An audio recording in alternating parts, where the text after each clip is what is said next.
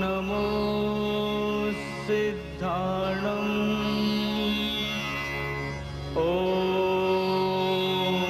नमो आयर्याणम्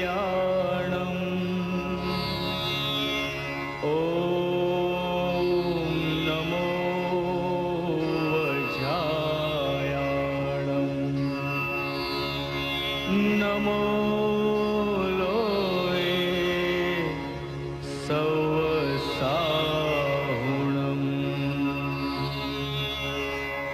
ऐसो पंच नमोकारो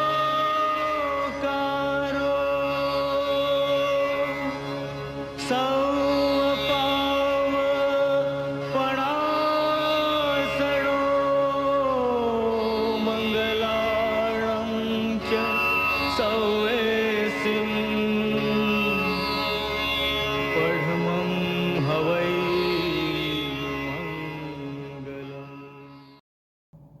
નમસ્કાર.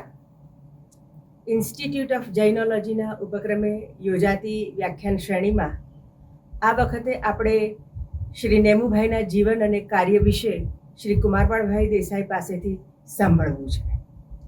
શ્રી નેમુભાઈ જૈન સમાજના વૈશ્વિક કાર્યક્રમોનું દીર્ઘદ્રષ્ટિપૂર્વક આયોજન કરનાર વ્યક્તિ હતા. આ નેમુભાઈનો જન્મ સૌરાષ્ટ્રના જામનગર જિલ્લાના રાવલસર ગામે થયો હતો. પોતાના કાકાઓને ત્યાં તેઓ મોટા થયા. નાઇરોબીમાં હાઈસ્કૂલ સુધીનો અભ્યાસ કર્યો અને ત્યાર પછી તેઓ લંડનમાં સ્થાયી થયા અને ઘણા બધા ઉદ્યોગો સાથે પણ તેઓ સંકળાયેલા રહ્યા.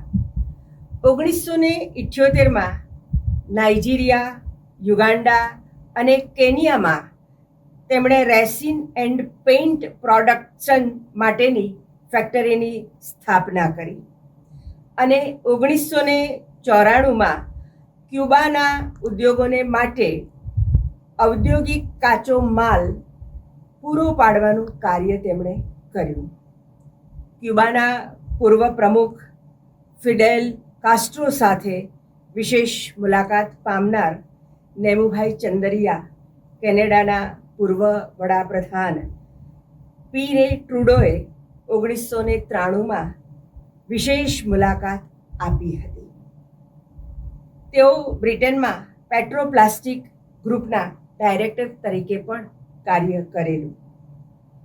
1984માં ઇન્સ્ટિટ્યૂટ ઓફ જૈનોલોજી નામની સંસ્થાનો ઇંગ્લેન્ડમાં પ્રારંભ થયો અને ત્યાર પછી તો તેમણે અનેક ક્ષેત્રોમાં કાર્ય કર્યું. બ્રિટનના હાઈ કમિશનરના નિવાસ સ્થાને મહાવીર જયંતિની ઉજવણી હોય કે તીર્થંકર મહાવીરના વિડીયોનું નિર્માણનું કાર્ય હોય, દરેકમાં નેમુભાઈનું સક્રિયપણે યોગદાન રહ્યું છે.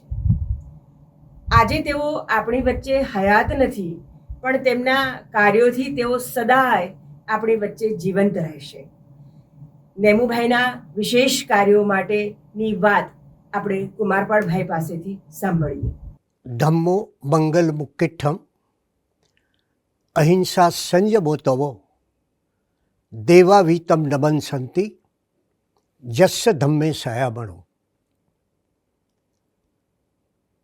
આજે આપણી વચ્ચેથી ગઈ 27મી સપ્ટેમ્બર અને 2025ના રોજ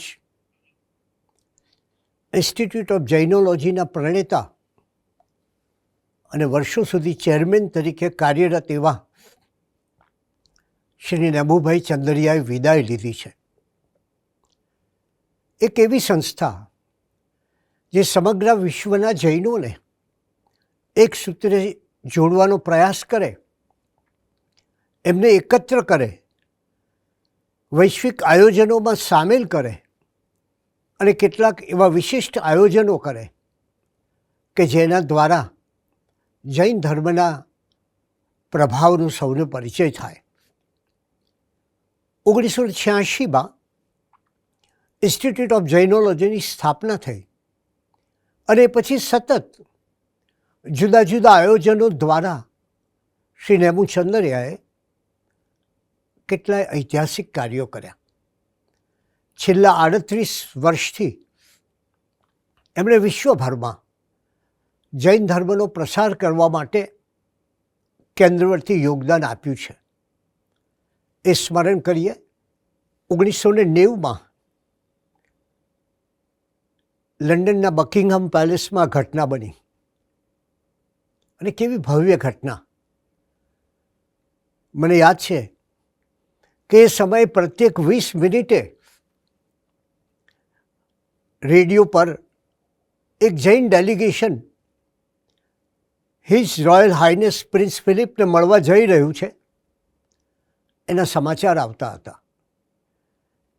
એ મુલાકાતનો હેતુ એ હતો કે એમણે દરેક ધર્મની પર્યાવરણની ભાવના દર્શાવતી પુસ્તિકાઓ તૈયાર કરી હતી અને એ સંદર્ભે નેમુભાઈએ આ વિચાર જોયો, સાંભળ્યો અને પછી નક્કી કર્યું કે શા માટે જૈન ધર્મની પર્યાવરણની ભાવનાની પુસ્તિકા વર્લ્ડ વાઇડ ફંડ ફોર નેચરના પ્રમુખ એવા HRH પ્રિન્સ ફિલિપને ન આપી શકાય. અથાગ પ્રયત્નો કર્યા એમણે અને જૈન ડેક્લેરેશન ઓન નેચર તૈયાર કર્યું. આ જૈન ડેક્લેરેશન ઓન નેચર તૈયાર કરવામાં પણ અમે સૌએ લગભગ 40 સાધુ મહાત્માઓ, વિદ્વાનો, સંશોધકો અને વિજ્ઞાનીઓનો સંપર્ક સાધ્યો. એમની પાસેથી આ વિષય પરના એમના વિચારો મેળવ્યા અને પછી અંતે આ તમામ વિચારો એકત્રિત કરીને ભારતના બ્રિટન ખાતેના રાજદૂત, વિદ્વાન લેખક, બંધારણવિદ એવા ડૉક્ટર LM સિંઘવીએ એને અંતિમ રૂપ આપ્યું. અને ત્યારે એ આયોજન દરમિયાન અમે સતત જોયું કે દર 20 મિનિટે રેડિયો પરથી આ ઘટનાનું પ્રસારણ થતું હતું અને 5 ખંડના મહત્ત્વના અગ્રણીઓ એ પ્રિન્સ ફિલિપ સાથે મુલાકાત લીધી. મુલાકાત 1 કલાક અને 10 મિનિટ સુધી ચાલી. પ્રિન્સ ફિલિપ જૈન ધર્મની પર્યાવરણની ભાવનાથી અત્યંત પ્રભાવિત થયા અને ત્યારે એમણે પ્રશ્ન કર્યો કે તમને 2500 વર્ષ પૂર્વે આનો કેવી રીતે ખ્યાલ આવ્યો હશે? અને એનો ઉત્તર આપ્યો, for us religion is ecology and ecology is religion. અમારે માટે પર્યાવરણ એ ધર્મ છે અને ધર્મ એ પર્યાવરણ છે. જૈનની ભાવના અહીં અમે પ્રગટ કરી. એ દિવસે બકિંગહામ પેલેસમાં નમસ્કાર મંત્રનું ગુંજન થયું અને પછી એ સમય દરમિયાન સૌએ પ્રિન્સ ફિલિપની સાથે ચર્ચા વિચારણા કરી. ત્યારબાદ એક નવો સવાલ ઊભો થયો. બ્રિટનની ઇન્ટરનેશનલ સેક્રેડ લિટરેચર ટ્રસ્ટ નામની સંસ્થાએ દરેક ધર્મનું એક પ્રતિનિધિરૂપ પુસ્તક અંગ્રેજી ભાષામાં પ્રગટ કરવાનું નક્કી કર્યું. જૈન ધર્મના પ્રતિનિધિરૂપ પુસ્તક તરીકે આમ તો આગમોનું સ્થાન છે, પણ આગમોમાં સંપૂર્ણપણે જૈન ધર્મની વાત મળતી નથી અને એથી તત્વાર સૂત્ર નક્કી કર્યું. હવે આ ગ્રંથ સૌને માન્ય છે કરી એ મનાવવાની વાત હતી. જૈન ધર્મના 4 સંપ્રદાયના અગ્રણીઓને મળ્યા. 4 શ્લોક અંગે વિવાદ હતો, એનો ઉકેલ પણ શોધ્યો અને એક એવી ઘટના બની કે જેમાં જૈન ધર્મના 4 સંપ્રદાયોના સર્વોચ્ચ મહાત્માઓના આશીર્વાદની સાથે આપણા પ્રખર સંશોધક મુનિરાજ શ્રી જમ્મુ વિજયજી મહારાજની પ્રસ્તાવના સાથે પ્રગટ થયું. વિદ્વાન એવા ડૉક્ટર નથમલ ટાંટિયાએ એનું સંપાદન કર્યું અને આ ગ્રંથ એ સેક્રેડ લિટરેચર ટ્રસ્ટની મહત્ત્વની શ્રેણીમાં વિશ્વના ધર્મોના ગ્રંથોની મહત્ત્વની શ્રેણીમાં પ્રકાશિત થયું. અને એથી વધુ બ્રિટનના હિઝ રોયલ હાઇનેસ પ્રિન્સ ફિલિપે સેન્ટ જેમ્સ પેલેસમાં બરાબર એ જ સમય દરમિયાન ભારતમાં એ સમયના વડાપ્રધાન શ્રી અટલ બિહારી વાજપેયી દ્વારા દિલ્હીમાં એનું વિમોચન થયું. હસ્તપ્રતોનું સંશોધન ચાલતું હતું અને નેમુભાઈએ તપાસ કરી તો જુદા જુદા અનેક સ્થળોએ જૈન હસ્તપ્રતો હતી. એ વેલકમ ટ્રસ્ટમાં હતી, એ ઓક્સફર્ડની લાઇબ્રેરીમાં હતી, એ જુદા જુદા મ્યુઝિયમોમાં હતી, વિક્ટોરિયા એન્ડ આલ્બર્ટ મ્યુઝિયમમાં હતી. અને એનું નક્કી કર્યું કે આનું એક કેટલોગ થવું જોઈએ જેમાં હસ્તપ્રતનું વિવરણ હોય, જેથી એ હસ્તપ્રતો ક્યાં છે, એમાં શું છે અને એનો મહિમા શું છે એની સૌને જાણ થાય. અને ત્યારબાદ એક એવું કેટલોગ તૈયાર કરવામાં ડૉક્ટર વિનોદ કપાસીનો સહયોગ મળ્યો અને નેમુભાઈના આયોજનમાં નલિની બલબીર, કનુભાઈ શેઠ અને કલ્પનાબેન શેઠ દ્વારા આ હસ્તપ્રતોનું વિવરણ આપતા 3 ઉત્તમ વોલ્યુમ પ્રગટ થયા. એક અર્થમાં કહીએ તો પહેલીવાર વિદેશમાં રહેલી જૈન હસ્તપ્રતોમાં રહેલા જ્ઞાનની વાત જાહેર થઈ, સૌને મળી, સંશોધકોને પ્રાપ્ત થઈ. અને એ હસ્તપ્રતના 3 વોલ્યુમનું વિમોચન દિલ્હીના વિજ્ઞાન ભવનમાં 1100 જેટલા મહાનુભાવોની હાજરીમાં દેશના તત્કાલીન વડાપ્રધાન ડૉક્ટર મનમોહનસિંહે કર્યું. આ ભવ્ય કાર્યક્રમના આયોજન માટે નેમુભાઈએ રાત દિવસ એક કર્યા હતા. એ સમયે 3 દિવસ અગાઉ દિલ્હીમાં આવ્યા, જુદા જુદા અગ્રણીઓને મળ્યા, એનું આયોજન કર્યું અને આ 3 વોલ્યુમનું જે વિમોચન થયું એ સમયે બ્રિટિશ હાઈ કમિશનરે એમ કહ્યું કે અમારે માટે આનંદનો અવસર છે કે અમારે ત્યાં રહેલું જ્ઞાન, જે મૂળ ભારતનું જ્ઞાન છે, એ આજે પ્રકાશિત થઈ રહ્યું છે. એ પછી નેમુભાઈ ચંદરિયાએ વિક્ટોરિયા એન્ડ આલ્બર્ટ મ્યુઝિયમમાં જૈન આર્ટ ફોર્મ ઇન્ડિયાનું મ્યુઝિયમ યોજાયું હતું અને એ મ્યુઝિયમમાં પણ એમને સક્રિય ભાગ લીધો. બ્રિટનના મહારાણી અને ભારતના રાષ્ટ્રપતિ શ્રી શંકરદયાલ શર્મા, એ બંનેનો એમણે એવો સહયોગ મેળવ્યો કે બંને આના પેટ્રન ઇન ચીફ બન્યા. 51,000 લોકોએ આ જૈન આર્ટ ફ્રોમ ઇન્ડિયાનું એક્ઝિબિશન નિહાળ્યું. એ સમયે અમદાવાદમાં એક જૈન દેરાસરની પ્રતિકૃતિ તૈયાર કરવામાં આવી અને એ જૈન દેરાસરની પ્રતિકૃતિ એ લંડનમાં યોજાયેલા આ મ્યુઝિયમની બહાર મૂકવામાં આવી, જે સૌને માટે એક અનોખા આકર્ષણની વાત બની હતી. એ પછી જુદા જુદા ધર્મોને સાંકળતા ઇન્ટરફેથ મૂવમેન્ટમાં પણ નેમુ ચંદરિયાએ ઘણો મહત્ત્વનો ભાગ ભજવ્યો. 1993માં શિકાગોમાં વર્લ્ડ પાર્લામેન્ટ ઓફ રિલિજનનું આયોજન થયું. આ આયોજન પાછળ એક હેતુ હતો કે 1893માં આ જ શિકાગોમાં પહેલી વિશ્વ ધર્મ પરિષદ થઈ હતી અને એ વિશ્વ ધર્મ પરિષદમાં ભારત તરફથી સ્વામી વિવેકાનંદ, વીરચંદ રાઘવજી ગાંધી, ધર્મપાલ જેવા ધર્મના વિચારકો અને ઉપદેશકો ગયા હતા. એ પહેલી વર્લ્ડ પાર્લામેન્ટ ઓફ રિલિજિયન્સના 100 વર્ષ થયા ત્યારે એની શતાબ્દી રૂપે આ આયોજન કરવામાં આવ્યું અને એમાં જગતના જુદા જુદા ધર્મોના અગ્રણીઓને ભાગ લેવા વિનંતી કરવામાં આવી.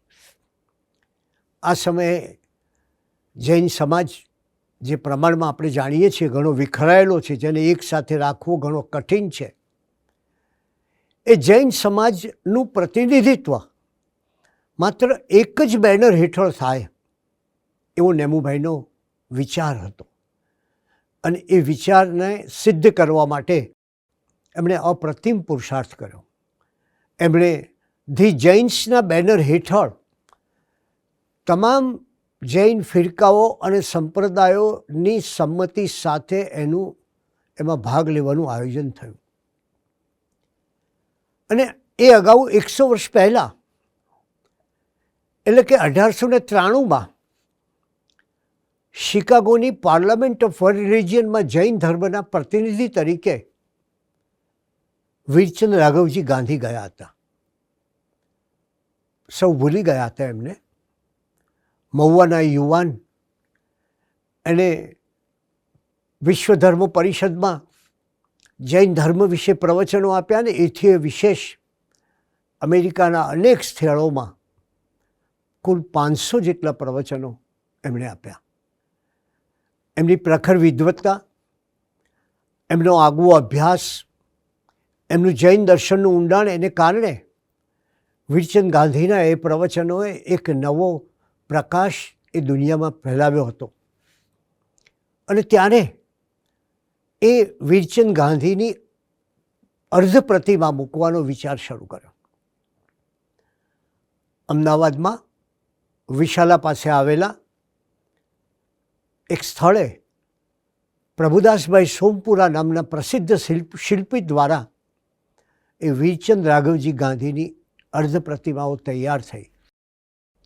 એમાંની એક પ્રતિમા મહુવામાં મૂકવામાં આવી અને એની બીજી પ્રતિમા એ વર્લ્ડ પાર્લામેન્ટ ઓફ રિલિજિયન્સમાં બહાર ધી જૈન્સના બેનર હેઠળ રહેલા સ્ટોલમાં મૂકવામાં આવી, જે આજે શિકાગોના જૈન દેરાસરમાં છે. અને એ જ રીતે અમદાવાદમાં નવરંગપુરા જેવા વિસ્તારમાં, અત્યંત વ્યસ્ત વિસ્તાર, એમાં 4 રસ્તાઓ ભેગા થતા હોય અને ત્યાં એ વિસ્તારમાં સૌ કોઈની નજરે પડે એ રીતે શ્રી વીરચંદ રાઘવજી ગાંધી માર્ગ સ્થાપવામાં આવ્યો. આ જ રીતે નેમુભાઈએ એક નવો વિચાર કર્યો અને એ છે અહિંસા એવોર્ડનો. અને એમણે જોયું કે આવી રીતે અહિંસા માટે વૈશ્વિક કાર્ય કરનારી વ્યક્તિઓને આ એવોર્ડ એનાયત કરવો જોઈએ. અને બ્રિટનની પાર્લામેન્ટમાં 2002થી વિશ્વ કક્ષાએ જેણે અહિંસા માટે કામ કર્યું છે એવી વ્યક્તિને આ એવોર્ડથી પોંખવાનું શરૂ કર્યું. આનું સમગ્ર આયોજન એ નેમુભાઈનું હતું, એમના સાથીઓનો સાથ તો ખરો જ. અને આ અહિંસા એવોર્ડ આચાર્ય મહાપ્રજ્ઞ કિંગ ચાર્લ્સ તૃતીય, દલાઈ લામા, નેલ્સન મંડેલા વગેરેને આપવામાં આવ્યો. અને એથી વિશેષ તો ઇંગ્લેન્ડમાં યોજાતા રાષ્ટ્રીય પ્રસંગોએ, એટલે ઇંગ્લેન્ડની સરકારના મહત્ત્વના પ્રસંગોએ જૈનોનું પ્રતિનિધિત્વ હોવું જોઈએ એને માટે એમણે અથાગ પ્રયત્ન કર્યો. અને એને પરિણામે બ્રિટિશ સરકાર દ્વારા જૈન સમાજના 10થી વધુ મહાનુભાવોને આજ સુધીમાં એમના કાર્યને માટે, એમના સેવા કાર્યને માટે, એમના સામાજિક કાર્યને માટે રાષ્ટ્રીય એવોર્ડ પ્રાપ્ત થયા છે. એ સિવાય નેવુભાઈની પાસે એક એવું વ્યક્તિત્વ હતું કે જે વિરોધીઓને પોતાના કરી શકતું. આવું વ્યક્તિત્વ ન હોય તો ભારતમાં જુદા જુદા સંપ્રદાયના અગ્રણીઓને એક સાથે રાખવા મુશ્કેલ હતા. આવું વ્યક્તિત્વ ન હોય તો વિશ્વના જુદા જુદા દેશોમાં, એ પછી એન્ટવર્પ હોય, મલેશિયા હોય, સિંગાપુર હોય, અમેરિકા હોય, કેનેડા હોય, આ બધા વ્યક્તિઓને, નાયરોબી હોય, કેન્યા હોય, આ બધા સમાજના અગ્રણીઓને એક સૂત્રે રાખવાનો એમણે પ્રયાસ કર્યો. અને જૈન ધર્મના પ્રસાર માટે, એક જૈન એકતા માટે, જૈન દર્શનના ગૌરવ માટે એમણે જે પુરુષાર્થ કર્યો એ કદી ભૂલાશે નહીં. આ ઉપરાંત 20 વર્ષ સુધી નેમુભાઈ એ ઇંગ્લેન્ડના ઓસવાળ એસોસિએશનમાં અત્યંત સક્રિય રહ્યા હતા. ઇન્ટરનેશનલ સેક્રેડ લિટરેચર ટ્રસ્ટના ટ્રસ્ટી તરીકે એમણે સેવાઓ આપી હતી. 100 વર્ષ જૂની ઇન્ડિયન જીમખાનાનું પણ એ અગ્રણી પદ ધરાવતા હતા.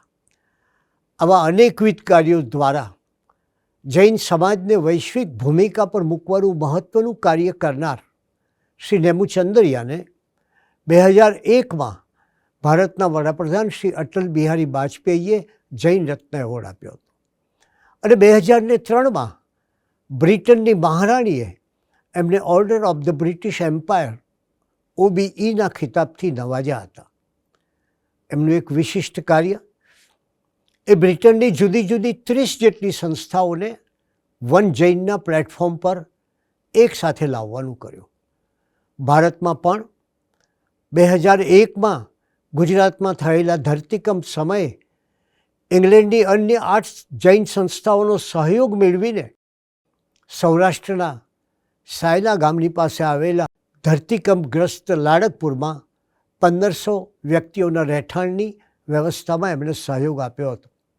એથી વિશેષ બ્રિટનની યુનિવર્સિટીમાં જૈન ધર્મના અભ્યાસની વ્યવસ્થા, બાળકોને, વિદેશના બાળકોને ઉપયોગી થાય એવા જૈન ધર્મના પુસ્તકોનું પ્રકાશન, બ્રિટનના ધાર્મિક અભ્યાસક્રમમાં જૈન ધર્મનો સમાવેશ અને જૈનપીડિયા વેબસાઇટનું આયોજન, એ તમામ કાર્યોમાં એમનું મહત્ત્વનું યોગદાન રહ્યું છે.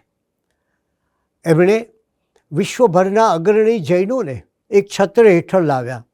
એમાં કોઈ સંપ્રદાય નહીં, કોઈ સંકુચિતતા નહીં, માત્ર એક જ આશય, અને એ જૈન ધર્મની એકતાનો.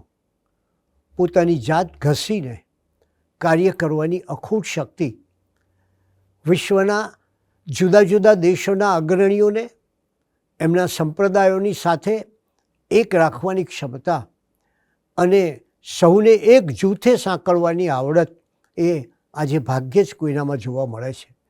અને આ રીતે જૈન ધર્મને વિશ્વના તખ્તા પર ગૌરવભર્યું સ્થાન ધરાવનાર શ્રી નેમુચંદ્રયાને અમેરિકાની જૈના સંસ્થા, જૈના ફેડરેશન કહીએ તો 70 જેટલી સંસ્થાઓનું પ્રતિનિધિત્વ કરતી સંસ્થા જૈનાએ એમને જૈના ગ્લોબલ એવોર્ડથી તાજેતરમાં જ સન્માનિત કર્યા હતા.